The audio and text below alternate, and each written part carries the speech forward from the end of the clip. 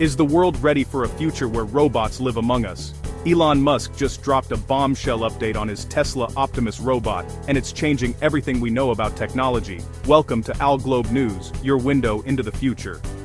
In a recent demonstration in California, the Optimus Gen-3 showed incredible human-like movements, from folding laundry to assisting in factories. Musk claims these AI-powered bots will soon be as common as smartphones in American households.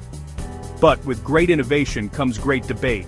Experts across the United States are raising concerns about privacy and job security. Could these robots replace millions of workers, or will they simply make our lives easier? The stakes have never been higher. While Silicon Valley leads the race, global competitors are catching up fast. Al Globe News has learned that similar AI projects are surfacing in Europe and Asia, sparking a new kind of global arms race, the race for artificial intelligence. The question isn't if robots are coming, but when. Would you trust an AI robot in your home? Let us know in the comments. If you want to stay ahead of the curve, hit that subscribe button for Al Globe News. Thanks for watching.